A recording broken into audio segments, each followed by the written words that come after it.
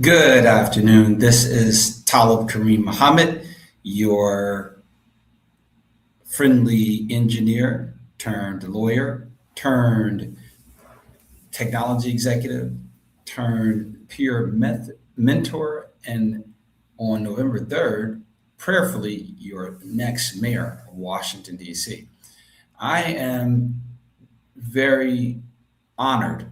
I was going to say happy, but it's not necessarily a happy topic, but I'm honored to have the opportunity to be joined by a filmmaker and activist who is someone who I've known of for a very long time because in around 1997, I had the honor of working for his parents. They were my very first client as a young lawyer. And we were working for the Sankofa bookstores, advising them on some employment law issues.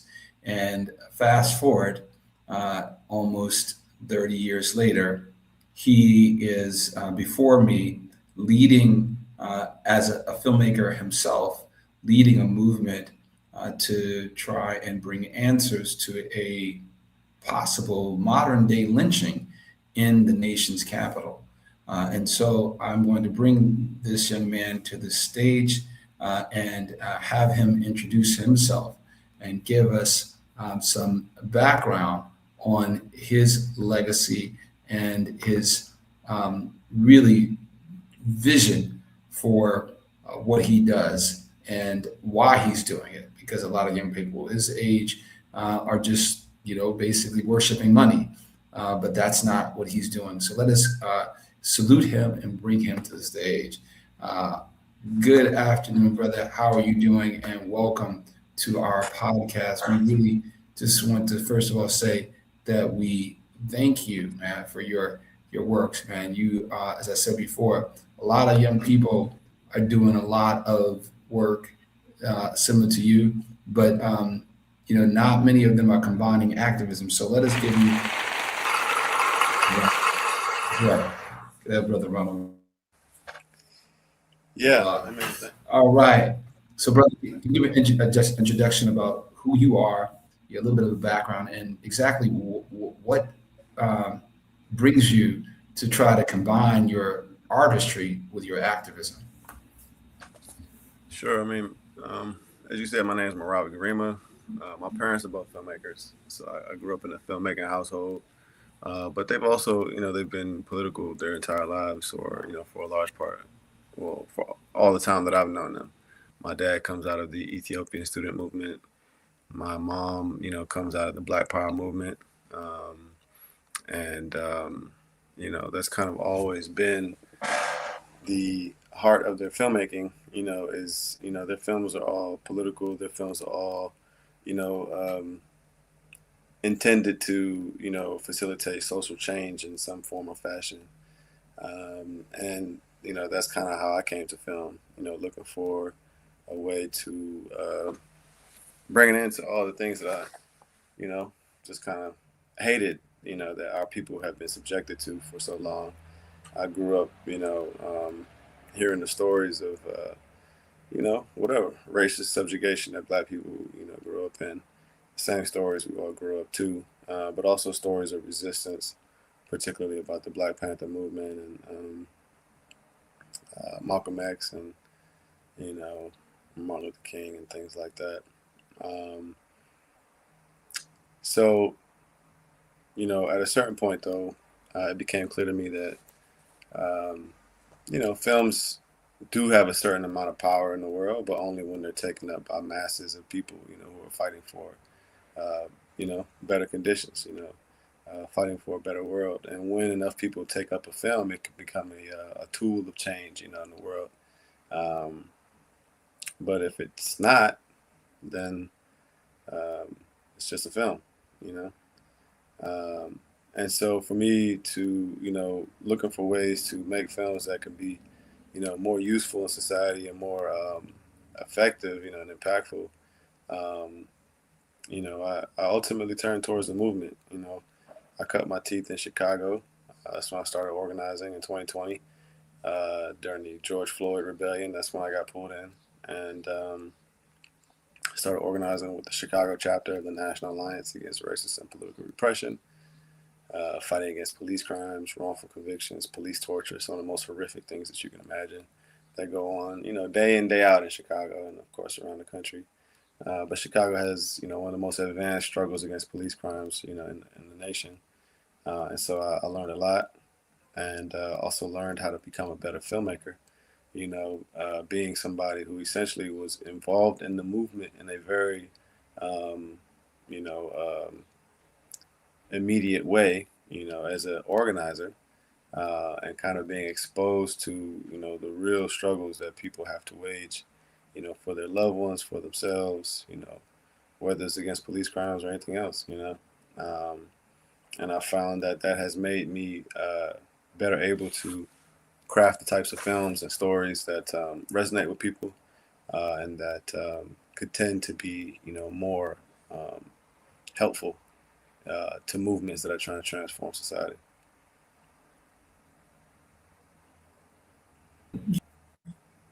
Sorry. One of the things that impresses me is, as you said, the legacy from which you derive. And yet you find a lot of brothers and sisters who come from, legends themselves, not wanting to necessarily take up the kind of the mantle or to pick up the baton and continue running the race. But you chose to do that, and it led you to Georgia Avenue, not far from where your parents have done some amazing work. Can you kind of weave those two ends of the spectrum together? One on one side of Georgia Avenue, Sankofa bookstores, and what your parents have been doing with the film studio there, including the movie Sankofa, which a lot of people probably have heard of but not necessarily watched. So can you tell a little bit about what they've been doing, how you got into particularly, and then how you got particularly interested in this case, which is on the other side of Georgia Avenue, but not necessarily too far from where your parents activism, if you will. Yeah, I mean, Sankofa bookstore, Sankofa Cafe and bookstore is, at this stage, a pretty well-known, you know, um, institution in the Black community here in Washington, D.C. It stands as a beacon of resistance against the forces of gentrification that have been assaulting Black people for decades at this stage, facilitated by, the neoliberal, economic policies of, Bowser and the mayors before her. Um, and, you know, I think coming out of that, kind of, um, you know, one thing that's clear is that like we're only still here because the community has fought for us to be here. We've almost closed our doors numbers of times, and it's been the community that has come out and saved Sankofa, from the fate that has kind of like befallen so many other Black businesses in DC. And that's the only way that we're going to stay open, is to continue to speak to the direct needs of Black people in the city. Because when you fight for people, even as a business, when you fight to supply things that people need, people will fight for you. You know. And that's the same lesson that we learned in the street, fighting against police violence, you know, moving quickly, when it appears that someone has been lynched by the police or brutalized by the police or, horrifically neglected by the police. Um, we want to build movements that can rapidly respond to those types of things.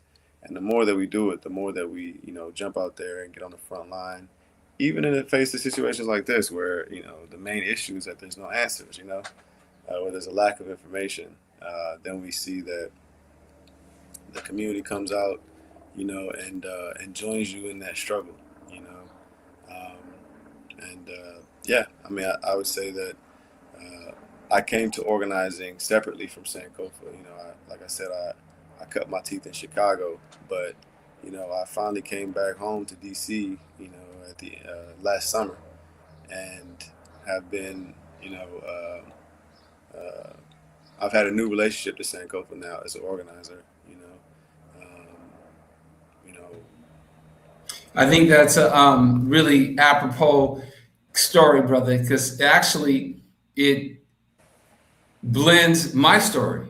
And my father was an activist um, who met my mother actually in the Black Power movement here in Washington, D.C. He had led the student movement from Memphis, Tennessee, where he was an aide to Dr. King the night before his assassination. And so after Dr. King was assassinated, as you may know, he was organizing the Poor People's Campaign, which was protesting the Congress to get legislation to address housing, affordability, education for all people. And so after the assassination, they decided to continue that movement. He came to Memphis, from Memphis to DC, met my mom, and I was born shortly thereafter. But the thread is that for all of my life, pretty much, even being a son of an activist who later became the first Muslim elected to public office in Tennessee, I kind of rejected or resisted that life. I wanted to be an engineer, a lawyer, somebody who, an astronaut even, what I mean? Think about that. It's totally different from an activist, an astronaut. And in fact, I went to the Air Force Academy to try to study astronautical engineering, with a pathway to go to NASA. That's kind of showing you my trajectory. But after all of that, here I am, you know what I mean? Really trying to continue that work of my parents, now realizing it, that I was running away from myself. You know what I mean? That I was running away from myself, and that my parents were onto something. And I wish I had come on to that, while they were living. You know what I mean? And sadly, it took their deaths, literally, my father's death. That's when I realized that, he was great. It's crazy.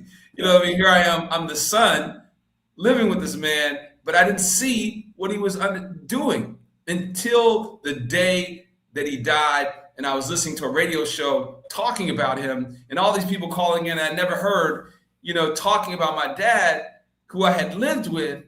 And then it clicked on me. I was like, wow, I wasted an opportunity. Here this man was with me, and I was able to learn from him, and yet I didn't do it. So I want to salute you, brother, first of all, because your parents are still living. You know what I mean? And you are, continuing their works. And again, you're doing something that few of us have had the vision to do.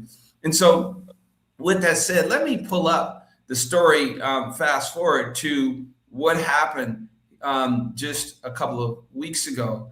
And, you can give us, after we listen to this report, you can give us how you picked it up. So let's listen.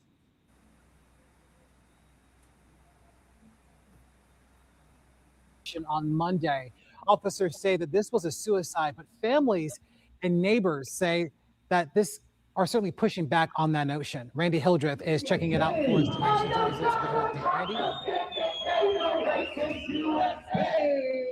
Yeah, good evening to you, Larry. So here's the thing. This rally started at the 4th District or 40 precinct down the street. I want to whip the camera around this way so that you can see that this transformed from a rally to now a march down Georgia Avenue. And the crowd has certainly grown. Started at about 20 people, but you can see it's well more than that. And as you mentioned, the crowd is concerned about the death of a 19-year-old man and how it is being investigated. Sadly, He was found hanging from a tree limb Monday, a few blocks from the 4D precinct. Now, MPD is awaiting a medical examiner's report, but said it's investigating this as a suicide.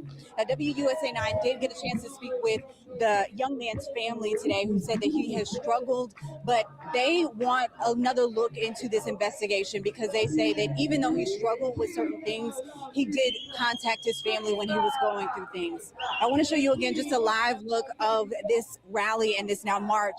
It was organized by DC Alliance Against Racist and Political Repression, helped organize this. Some of the community members also raised concerns about the time it took for police to alert the community of what's going on. We will continue to follow this rally, not sure where it will end, but we'll keep you updated. I'll send it back to you live tonight. Randy Hildreth, WUSA 9. So maybe we can pick it up from there, brother. What actually, where did you actually finish up the march? On one hand, and then second of all, what actually happened in your opinion, and what all do you want to happen at this point? Yeah, I mean, we marched about a mile down Georgia Avenue, and then our intention is to bring attention to these cases, and we say no business as usual. You know, while people are being found hanging from trees, while MPD is refusing to release information for days at a time. You know, this situation is actually quite crazy because you know, he was found hanging from a tree on a Monday by children, elementary school children, who were playing in the field where, you know, he was found hanging. But the brother himself is also a child, a baby. You know, he's 19 years old. If you, I sent you a photo, and there's some photos that we've been posting about him. His name is Isaac Carlos Aguirre, and you know, they call him Baby Boy because, you know, he really was a young kid who was found hanging from this tree. And from what we hear, the police, once they, you know, got to the scene, left him hanging for another 3 or 4 hours, waiting for, I guess, EMS to come in and do something, you know, who knows what. And this, again, he was hanging from a tree right outside the police station, the 4D police station at Georgia Avenue in Quackenbos. And not only did they, you know, leave him hanging for all that time, they essentially cut him down and then left it alone. You know, they filed it away. You know, they declared it a suicide pretty immediately, and it was just no further information. They never released a statement about it. There was journalists who were going down there trying to find information, you know, like the brother Sam Collins from the Washington Informer. Janice Lewis George went down there trying to get information. The ANC of that ward. Hold on. Let me just go back there. So a city council member went to go get information, and she didn't come out with any information? She may not have gone in person, but what I was told is that, you know, she contacted them, you know, asking for information. Essentially, it was stonewalled. You know, they, I think, told her what they told everybody else, is that it's a suicide, you know, and that's all we got. You know, and I want to, you know, the interesting thing is, okay, first of all, that's her district, right? That's her ward. And so this is, you know, I used to work for members of the DC Council, and that was our job, was to get information, you know, from various government agencies and solve the problems of our constituents. And you know, this is one of the reasons why I decided to run, brothers, because, you know, the people who we elect to do the job that we elect them to do aren't doing it. It's incomprehensible that the council member, and this is the reason why a lot of people in Ward 4 are not feeling Janice, because they have said that she hasn't been able to get results. But how is it that you are the council member for that ward? Somebody has died in not even that far from where you live. She doesn't live that far from there. And yet you can't get, you know, answers for the family. Not to mention the community who are your neighbors who are, uncomfortable about a possible lynching in their neighborhood. You know what I mean? In the broad daylight.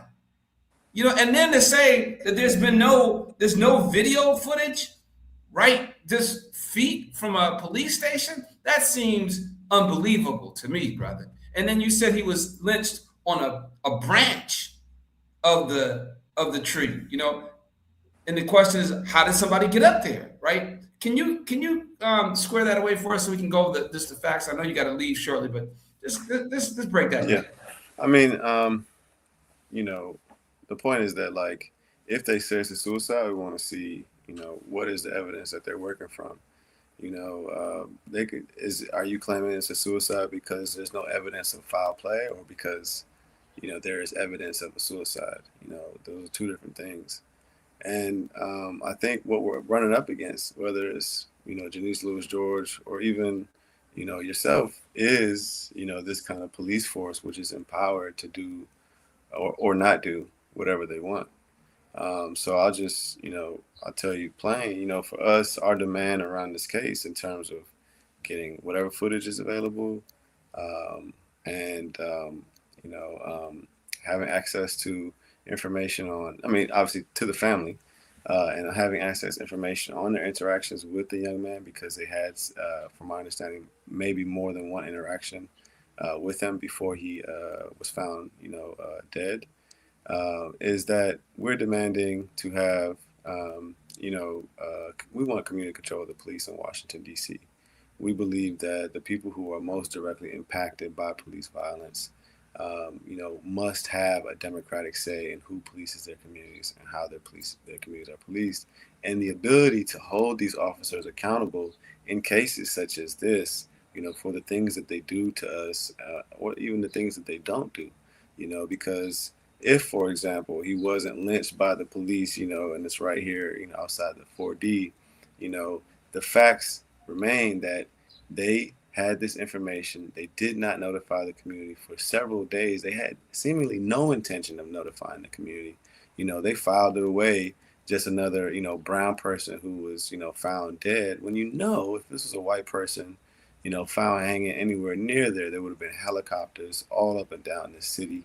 It would have. And I was going to ask you there. And we believe that they need to be held accountable in these cases.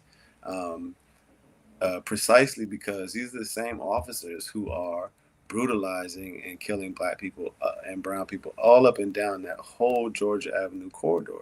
That's a hotspot of police terror. That's the same police station which murdered Karan Hilton Brown in 2020. His mother came to our rally that first day and a vigil, a week later, had just been locked up brutalized and locked up the day they found a young boy hanging. She had just got out the day of our rally. So they're still terrorizing his mother after killing her son. There was another young man, Lazarus Wilson, who was killed by the wharf by Jason Bagshaw, who is a lieutenant, in MPD, making over $250,000 a year. He's stationed at 4D. He was there. Well, every time we show up, he's there, laughing at us, all that kind of stuff. And then there was a woman this last time at the vigil who came to us to tell us how she had just been yanked out of her car, her and her 15-year-old daughter, and basically beaten in the middle of the street by police officers who were trying to say that she was using her phone, while driving. Suddenly that necessitates a beating. And so we're saying, these officers have to be held accountable. They have to be investigated. And these extreme cases, they got to see jail time. So that's the work of us building this movement, to say elected officials may or may not lift a finger to defend us, but in all scenarios, we need that power to do it ourselves. Absolutely. And I was going to ask you two things. One is about whether or not a freedom of information request had been filed, because when I was working for the mayor, that was one of the things that I was actually responsible for as his special counsel, was reviewing public requests for information. And then the other thing I wanted to ask you is about a proposal that we have. Our proposal is to eliminate the police force as an organization, and instead to create a public safety department or even public safety service, so we can emphasize what is supposed to be happening to serve and protect, right?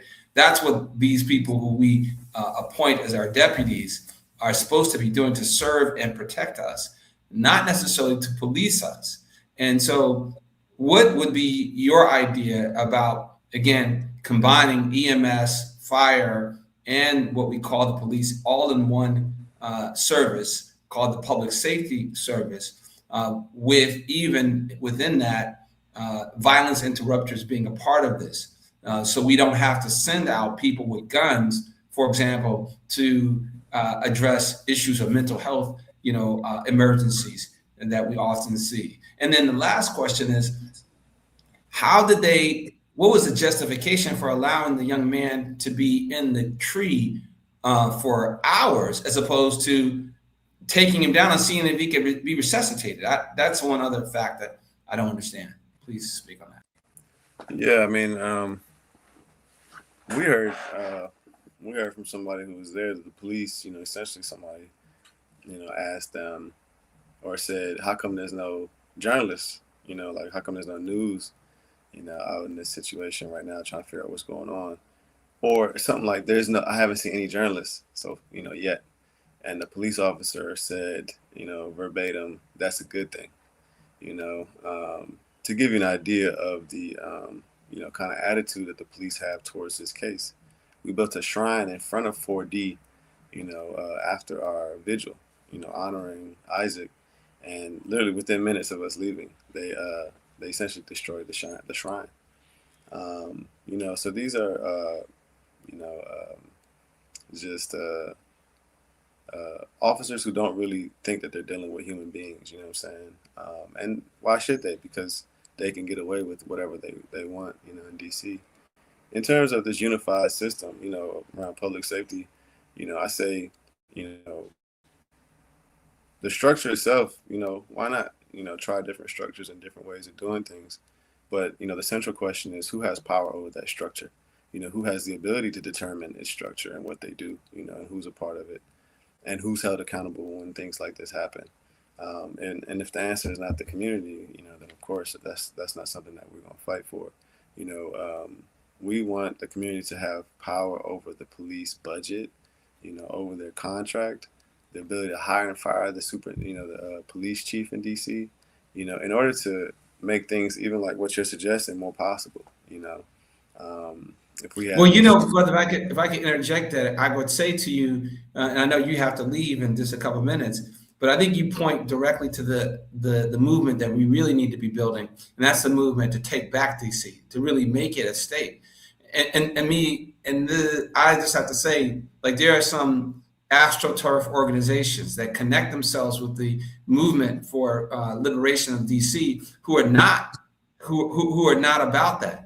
You know what I mean? They are, not going to be pushing, and that's what seems to me that we need. We need a free DC movement that will also support freedom of Palestine, and for that matter, freedom of people all over the world. But I just think those two, movements are diametrically connected, because I believe that our enemy is one and the same, and that is the Zionists, and I think that they're the ones who are controlling the DC government, the billionaire Zionist community. And I think that we should find a way to organize and come together. What do you think about that, brother? And I know you got to leave shortly. Make that your last comment. Yeah, sure. I mean, I think solidarity is important. And I also think that, the struggle for statehood in Washington, D.C., it's part and parcel of a struggle for self-determination, in the South, essentially, that Black people have been waging for a very, very, very, very long time, since the end of the Civil War. And in D.C., the particular nature of the struggle for statehood inherently has, this police question, which must be addressed, because it's through police violence that they, essentially ensure our lack of sovereignty. It's through police violence that they enforce this dispossession, this disenfranchisement, of all these Black people in DC and everybody else just by proximity. As you can see, when Trump came in and federalized, it was through police violence, that they federalized the city. They brought in all these federal agents, all these troops, all these, bozos from around the country, enacting, this political disenfranchisement through police violence. And so we're saying, that the struggle for community control of the police is part and parcel of the struggle for statehood. We need the ability to have police who will defend our sovereignty, in this city, in this state, if we're going to go in that direction. We think police should hold, federal agents accountable when they come in and break laws in Washington, D.C. You can't just break the SVA, the Sanctuary Values Act, arresting people, ICE going to, court and arresting people at court. That's against the law in D.C. You should be held accountable. When they nearly killed Philip Brown, or when these U.S. Marshals murdered Julian Bailey and released no information to the family, we believe that in a state with a healthy level of political control and sovereignty, the police of that state should be able to investigate and charge these officers, these agents who are breaking our laws, and to put them away. That's what we're saying. And it's through that mechanism that we can be empowered to fight for, full sovereignty, of all the Black people and everybody else in this city. Well, brother, I think that you said it all. And I'm sorry you didn't get a chance to connect it to the May Day, which is tomorrow. You want to do that before you leave? I know you got a 7:00 hard drop. Yeah, I mean, we all out for May Day. We want this to be the biggest, baddest May Day that has ever happened in Washington, D.C. And we want the next one to be even bigger. And we're saying stand with immigrant workers in Washington, D.C., stand with Black workers, stand with people who are fighting against police violence in this city. Because as you said, it's all connected. And, these people that they're killing, they're the children of workers, we are all affected by police violence, and you can't separate the labor question from that. That's tomorrow. So if you got time, I was actually looking for a link. I don't know if you have one. But if you I can drop you a link. If you follow DC Alliance on Instagram, DCAARPR, or Frizzo, FRSO, DC, you'll see posts about May Day, which is tomorrow, Friday. We're going to be marching, from the National Mall at 12 p.m. So we encourage everybody to get there at 11 or 11:30. because I do see one, and I'll share it in the post, and that's the one that Code Pink has. But I'm looking for the one that you just said, and so I'll put. Well, that's the same one. That's the same one. The Code Pink one. Okay. Yeah. Good. Yeah. Well, brother, if people want to get in contact with you directly, how do they do so? Like I said, DCAA RPR, that's our organization. Frizzo DC, that's our organization. I'm Gerima Gang on Instagram if you want some political commentary, some film commentary. If you're an artist trying to figure out how to make sense of the world right now and your role in it, might be a good page to follow. You said the Gerima Gang? Gerima Gang. Okay, we're gonna put that in there too. I see there about 46,000 followers. Congratulations there, brother. Well, look, man, I just want you to know that I believe that we are connected for a purpose. And I do believe that the reason why I'm running for mayor is because we don't have voices like yours in government, and that's by design. And we would love to win this election. And I believe with the help of the Almighty, we will win this election.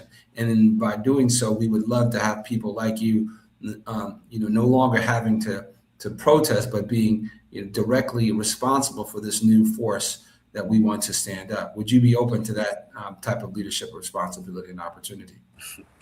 No, my role is in the streets. I'm an organizer, and I encourage people to take up certain positions of office. We want to work with certain at this point, anybody who wants to fight against Trump.